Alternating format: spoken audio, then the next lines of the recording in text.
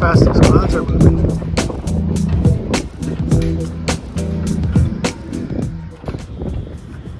So in this video, this is just going to watch the mast coming down, or unstepping the mast. And I'm going to be doing a little bit of work preparing it to get new standing rigging. And doing a little bit of a battery overview and maintenance. In the winter time, it's pretty cold, so you can't run the charging, so I've taken some time to do that. And yeah, big shout out to the Patreons. Thank you guys, you saved me with my camera. And I visited the Toronto Boat Show. A lot of interesting things there.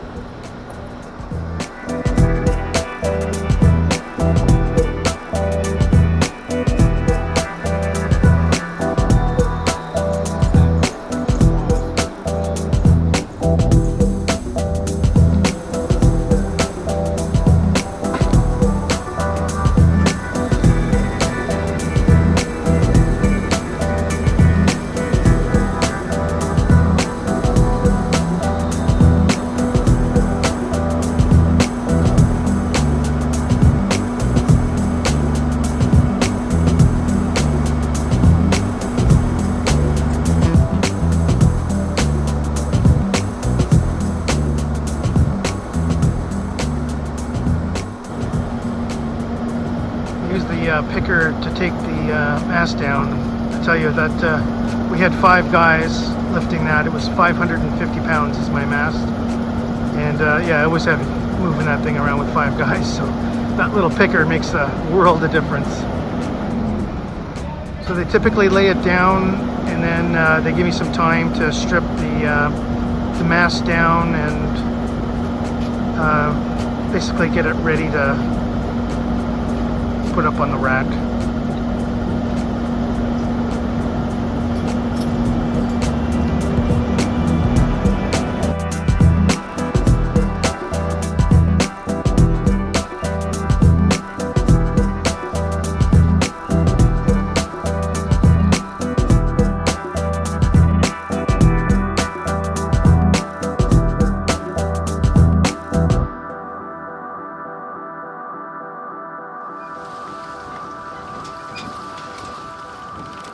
Standing rigging. I'm taking them all off to get them redone.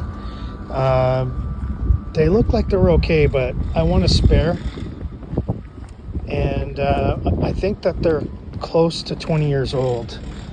And I was looking down here, and I'm just starting to see a little bit of rust down here.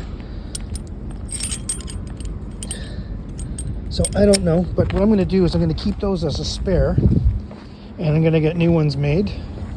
It's about I don't know, probably $300 to $400 per piece that I'm going to need done. So that's what I'm doing here today. So these are just basically put on with a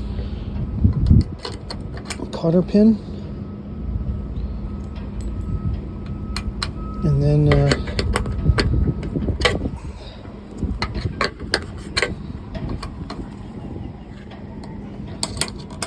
clevis pin.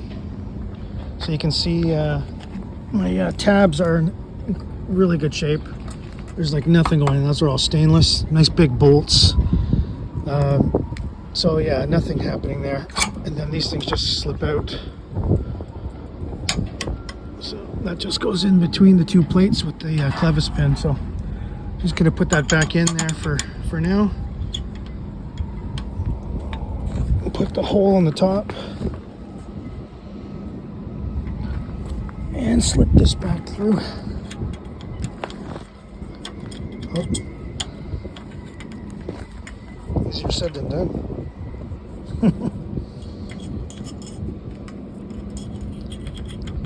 Just so I don't lose my pin. Well, I'm going to need 2 hands for that, but you kind of get the idea. I'm just going to leave that on the mast for next year, because the clevis pins looks great. There's not even chafing on it.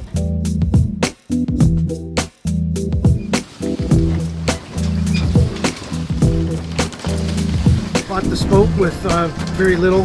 Had no working engine, no instruments, and you know, I gutted it. I pulled the engine out, and then I decided to go electric. So I put an electric motor in, and had a whole learning curve about that. So I learned about batteries and charging systems and wiring and house banks, all the different solar panel and monitoring systems.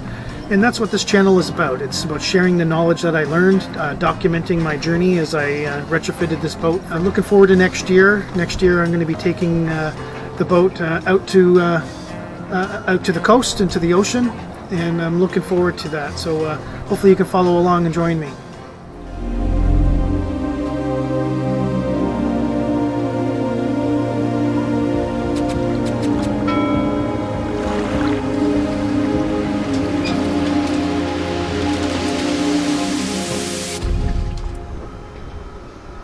So it's not that complicated when it's on the ground. I'm taking my standing rigging off the mast. Climbing the mast and taking this off is another story. But basically, I'm taking out the cotter pin, you can see in behind here, pull out the clevis pin, and then just roll it up.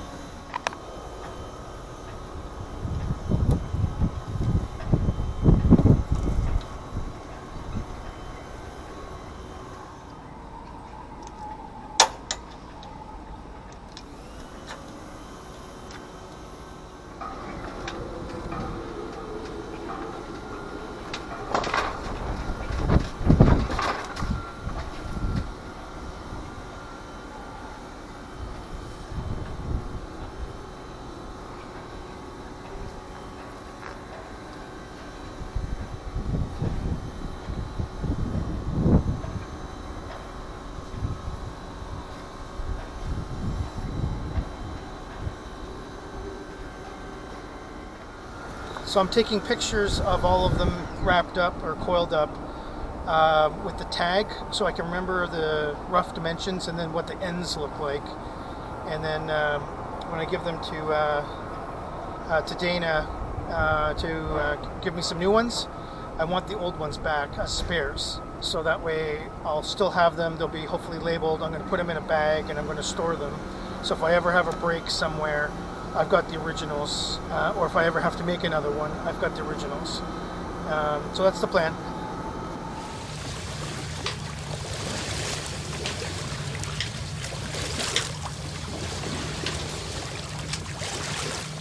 Bit of a mess, but trying to get this furlex off. Basically so I can get the mounting out underneath the it's all put together, so I'm going to figure that out here now. Well, it took all morning to get all the rigging off. So that wasn't easy. There was a stay lock connector on the end, and I had to bash that off. And now I'm able to probably pull this through. I'm assuming there's a sleeve in there, but I don't know how far it goes. But yeah, I'm going to try to pull that out from the top. And when I look at this, it's riveted together, all the sections. So I'm going to just try to leave this on the mast, and then I'm going to tie it up so that it's not going to move anywhere, and leave it there until I get my cable. And then in the spring, when they take my mast down, I'll be able to just replace this piece here. So what I'm going to do is just take this thing out.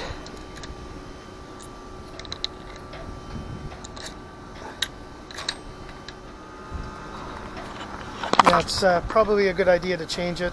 Got a little bit of rust on the end. And you can see here it just comes out pretty easy. Your sleeve down in here.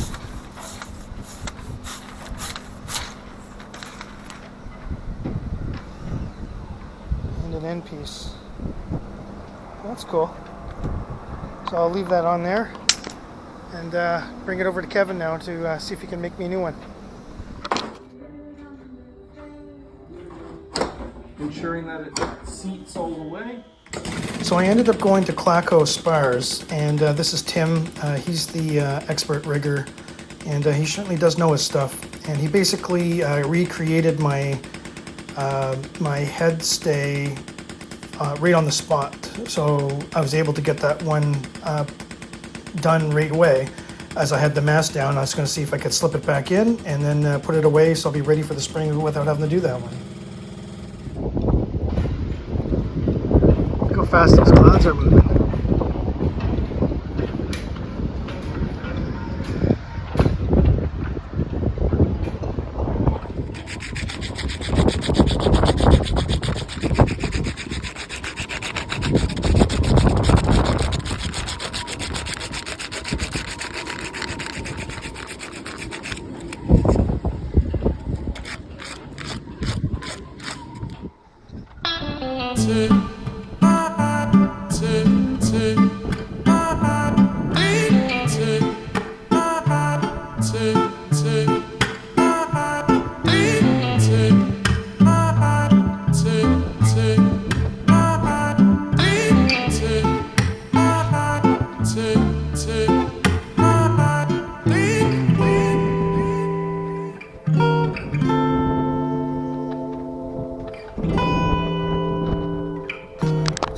This is a stay lock fitting. I don't have much room to work here, but I have to separate this enough to slip this in to there. And then basically I've got to get it in on the core to get in this little hole here. So I'm going to just peel off a couple of things until I get down to the core. Unfortunately, this is where my camera died. Not just battery failure, but the actual camera died. And I wasn't able to do any other footage after this point. But basically, there's a lock nut that you torque on, and then it holds that in place. And you slip the external housing around on top to finish off the Furlix. So it's pretty straightforward. So I'm just kind of missing put the Furlix part on, but that's all. That part was easy to get off. So basically that stay lock connector inside gets clamped down on the last piece of threads of that cable, and yeah, it can't move after that. It's stuck on there.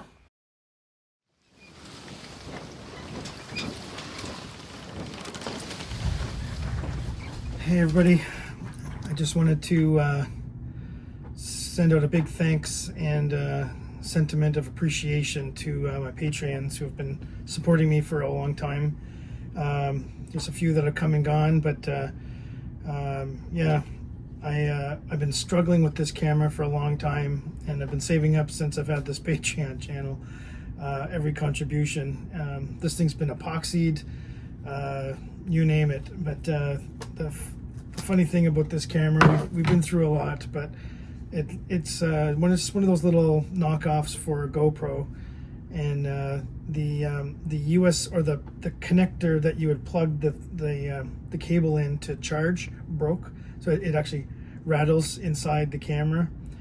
So what I need to do is I have to take the card out each time to transfer, which is okay, but to charge it I have to take the batteries out, and the clip on the bottom of the battery broke. Yeah, and you can see here, I don't know if you can see, but it's just full of epoxy. There's like just, yeah, the screen is damaged and everything else. So thank you guys so much for supporting me in the channel and my endeavors. I finally have a GoPro, and I broke down, I shouldn't say broke down, but I finally picked one up, and you know what, it's such a huge help that you guys are doing just by supporting me. So yeah, I'm gonna open it up, and it's kind of an exciting month. GoPro 13 Black. It's the first real camera that I have. I got the Creative Edition, so it's got a little tripod thing that you can hold. It's got a mic on it, so hopefully it can pick up my audio a little bit better. I'm gonna try to get this with a lapel mic, so that way when I'm talking you can hear me, because my other camera was like, man, that was brutal. And it's got even a light, so when I'm working in the dark, like I'm gonna be there pretty soon, I'll actually have a camera on, or a light on it, which is just phenomenal. So again, I just want to say a huge thank you. Couldn't have done it without you guys. I really appreciate it.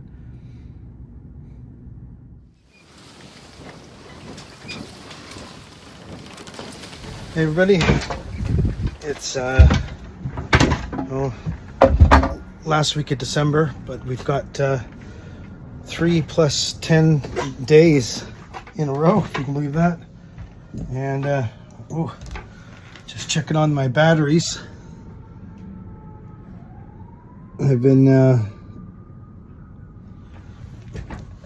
not paying attention to them for the last little bit. I'm down to 53%. So they have a loss per day for the BMS, and the electronics in the boat are drawing,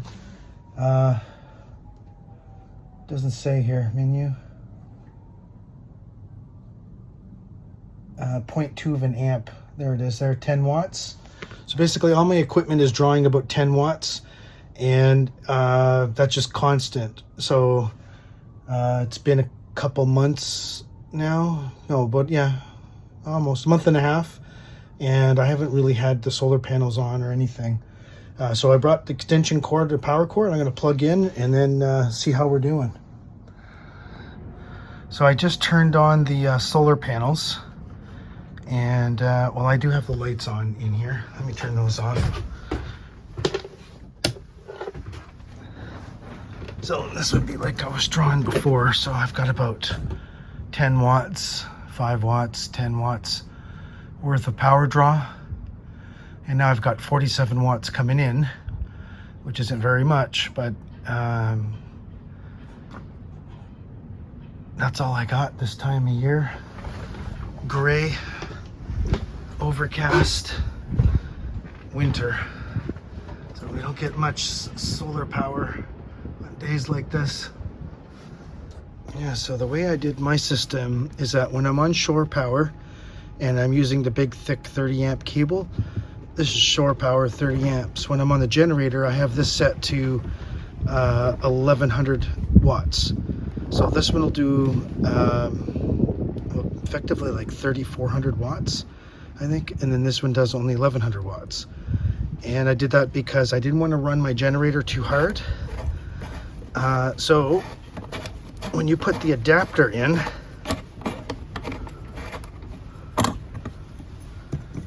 my little homemade adapter, let's try to remember which way it goes. This goes this way.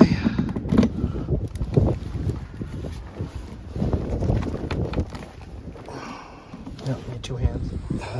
So basically I can use this cable here to facilitate a connection with this other cable, and I'll only pull 1100 watts, but I have to turn on my charger inverter because I leave it off. So I should have a little green light in there, some power now.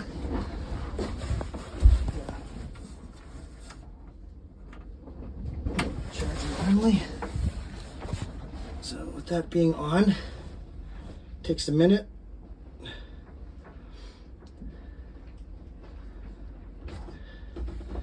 And then this is the big thick 30 amp cable, but I don't use that here in the shipyard. So there, it just clicked in, charging.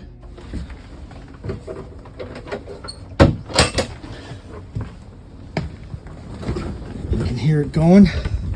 So now you can see. So I've got 1000 coming in from the shore, and I got 43 coming in from the sun. And the Victron charger itself takes a little bit of that power. So I ended up with 880, 900 watts going in, and 27 watts now to run the electronics for doing the actual charging. So you lose a little bit, about 100 watts. But this is my AC loads here now are 114, 120 watts. So that's why I'm only getting 880 at the batteries, 900 watts. So I think what I'm going to do is I'm going to come back tomorrow with my laptop, and I'm going to program the inverter to do 1200 watts. I have it set this way because it's actually not on grid. It's backwards over there, but it's actually on the generator. I'm going to relabel those 2 ports. I don't remember how to do that. It's in the menu somewhere. settings. General.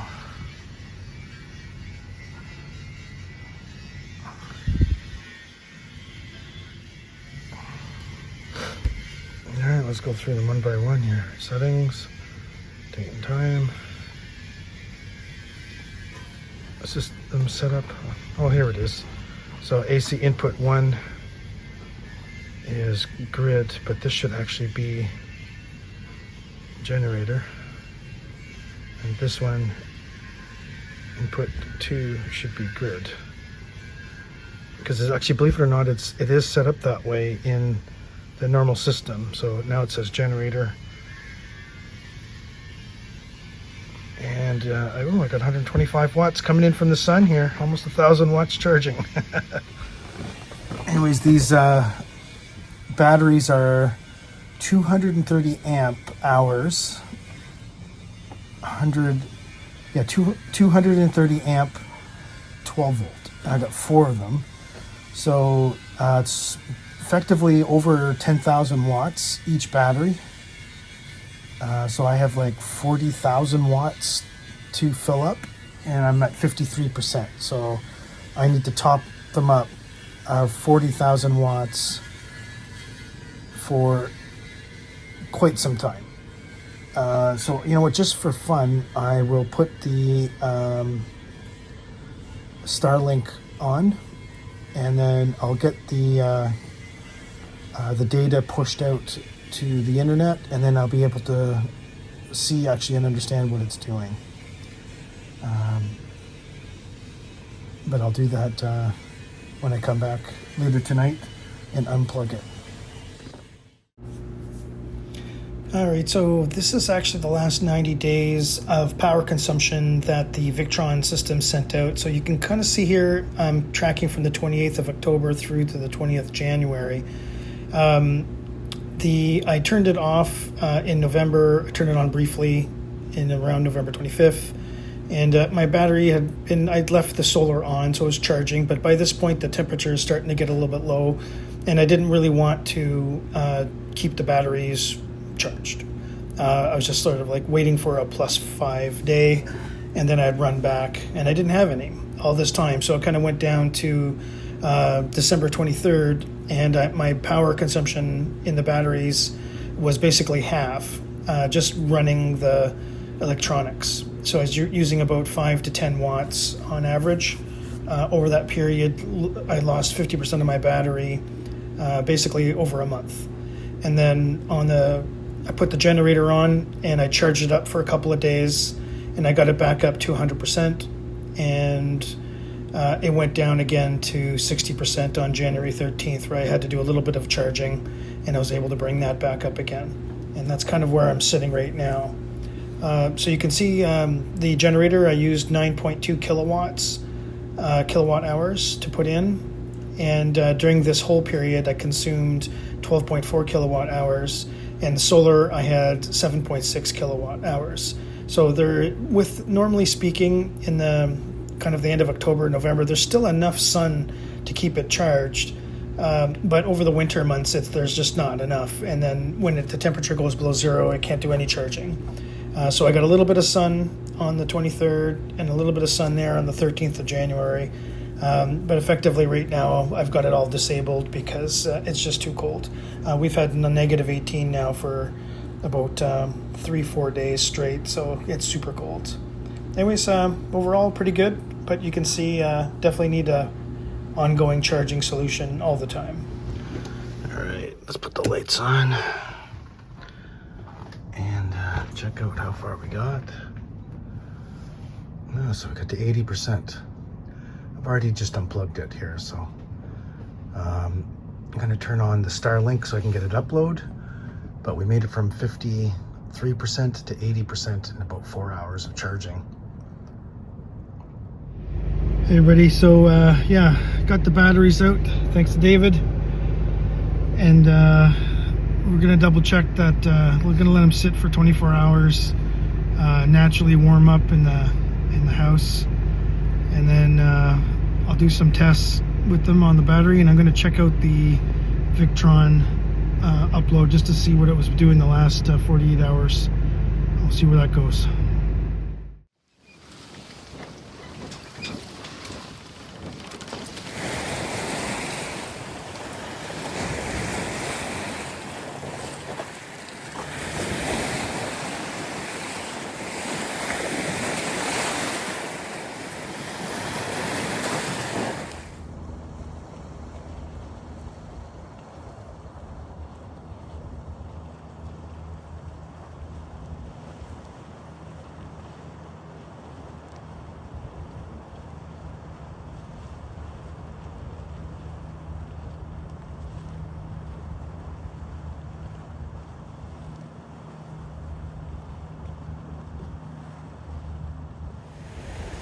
We're out for I guess a winter walk, Burlington Beach, and we're surprised to see some ice flow over here.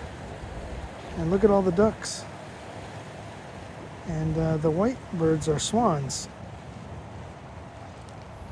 You can see we got snow behind us, and there's the ice. It's cold.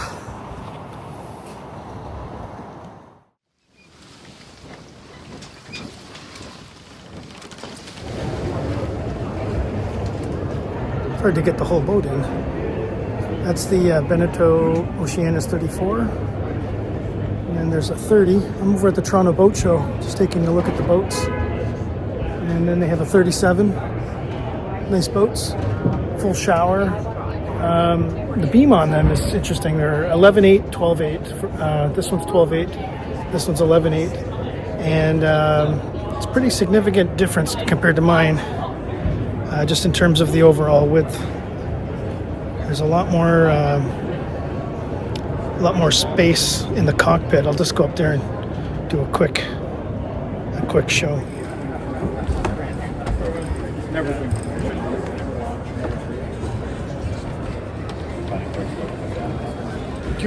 So you can see by the shape, it comes back and it stays wide. Dual cockpit for our dual steering. Even the 30s, this is the 30, even this feels wider than mine. Quite significant.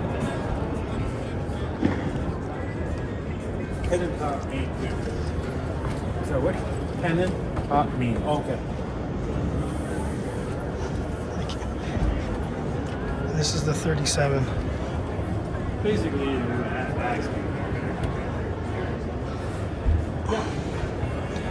you can see the breath on the boat is very different.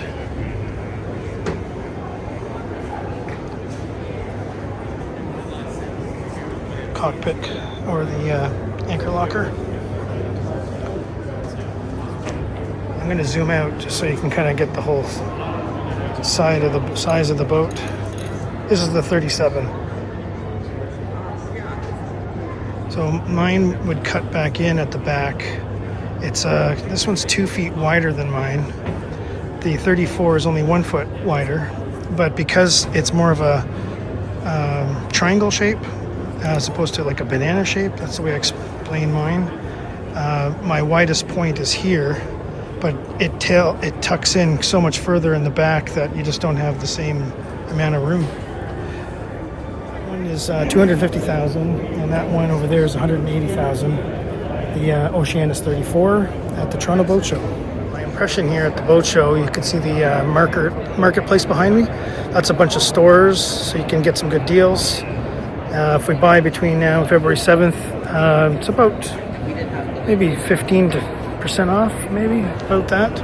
But you can buy it right here at the store. So I kind of went to the stores that I buy from, and they do have some deals on. As a sailor, I would say that the boat is incredibly oriented towards, the boat show is oriented towards power boats. So kind of coming down here, there's just power boats, all the way around. And then they got some really cool motors, actually.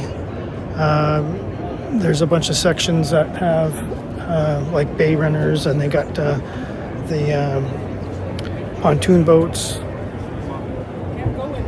and they got some hydrogen engines, which is kind of neat. I hadn't seen a hydrogen engine before. A bunch of jet skis.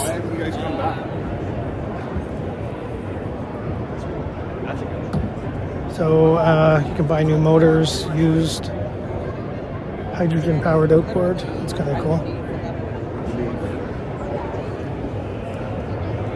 That's a big engine, eh? Say hydrogen's here, right? And they got a bunch of dinghies, high fields here. Got Gala. So there's a bunch of vendors, and kind of like down at the end there where I was initially was a few sailboats. So it's interesting show, but it's like as a sailor, it's like I only really want to see maybe 3%, 5% of what's here. They also have a what do they call them? Interactive or learning center, and they put on seminars which are pretty useful. So you can hear stories about people that are doing cruising, or you can learn about electronics or how batteries work. All that kind of thing is happening here at the Toronto Boat Show, and this is the 68th version of it, I guess, or iteration. Number 68. They've been doing this every year for the last 68 years. And yeah, it's interesting.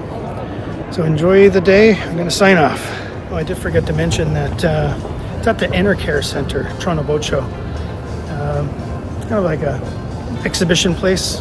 It's been here for a long time. And parking was $18, and the boat show was $25 to get in to go see it. That's for a single day pass. And yeah, that's about it. Birds must be cold.